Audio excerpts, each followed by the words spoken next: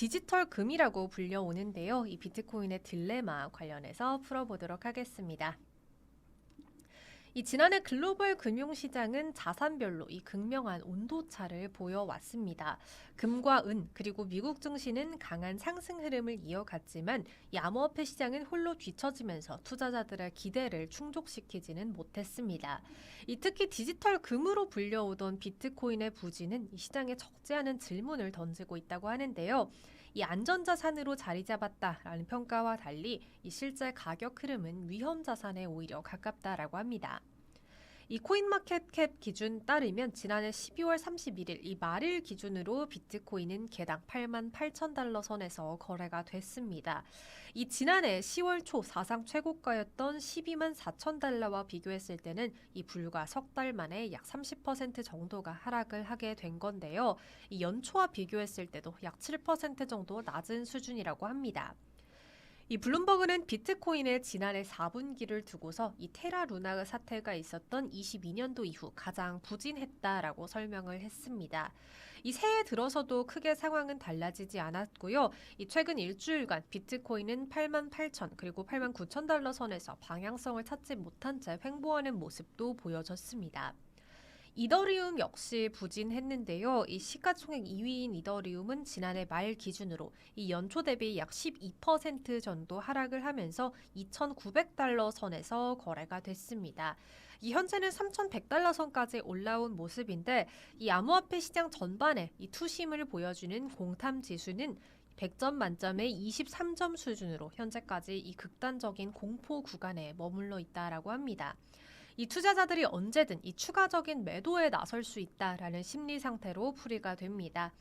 이 반면에 실물 자산 시장은 전혀 다른 풍경을 보여줬는데요. 이 뉴욕 상품거래소에서 금 선물 가격은 지난해 말 기준 이 온스당 4,300달러를 넘어서게 되었고요. 연간 상승률로 따졌을 때는 60%를 웃도른 수준이었습니다.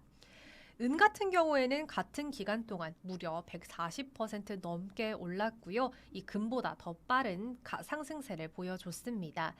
이 디지털 자산 분석 업체인 BRN의 연구 책임자는 금과 은 같은 실물 자산은 장기적인 이 위험 회피 수단으로 자금이 끌어들여오고 있다라고 설명을 했지만요. 이 현재 암호화폐는 그 흐름에서는 소외되는 모습이다라고 설명을 했습니다. 그렇다면 이 디지털 금이라고 불리우는 비트코인은 왜 실제 금처럼 움직이지 못하는지도 함께 살펴봐야 할 텐데요. 우선 첫 번째로는 정책 기대에 대한 실망이 작지 않았다라는 분석이 나옵니다. 이 지난해 트럼프 행정부의 친암호화폐 기조와 이 미국 하원의 가상자산 3법 통과는 이 시장의 기대를 크게 키워왔습니다. 하지만 이후 실제로 통과된 법안은 스테이블 코인 관련 이 지니어스법 하나에 그쳤고요. 이 핵심으로 꼽혔던 클래리티 법안 그리고 CBDC 금지 법안은 현재 상원에 계류되어 있는 상황입니다. 이렇게 입법이 지연되면서 하반기 들어서 차익 실현 매물이 본격적으로 나오기 시작했고요. 비트코인은 지난해 10월 이 하루 만에 약 190억 달러 규모의 대규모 청산 사태를 겪기도 했습니다. 이른바 이 고래라고 불리우는 대형 투자자들의 이탈이 가격 변동성을 다시 한번 키웠다. 이렇게 분석이 됩니다.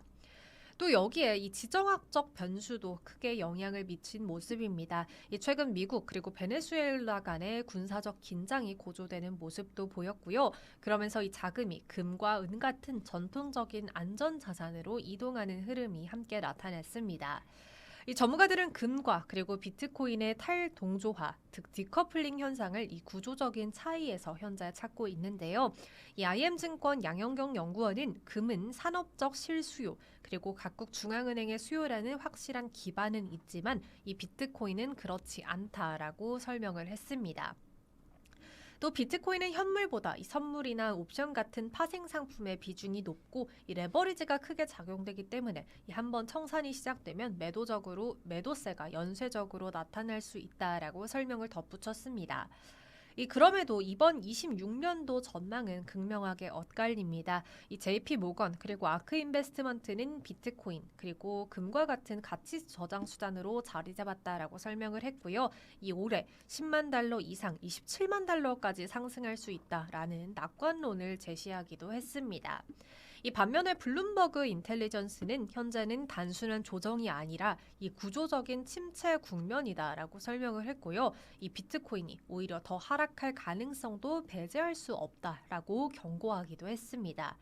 이렇게 26년도 비트코인은 디지털 금이라는 이름에 맞게 이 걸맞는 자산으로 자리 잡을 수 있을지 아니면 이 여전히 기대 그리고 심리에 좌우되는 위험 자산으로 남을지 이 현재 시험대에 올라와 있다라고 보여지는데요. 이번 26년도 비트코인의 방향성 저희와 함께 지켜보시기 바랍니다. 네, 이렇게 비트코인 이야기 해봤습니다. 다음으로는 블랙록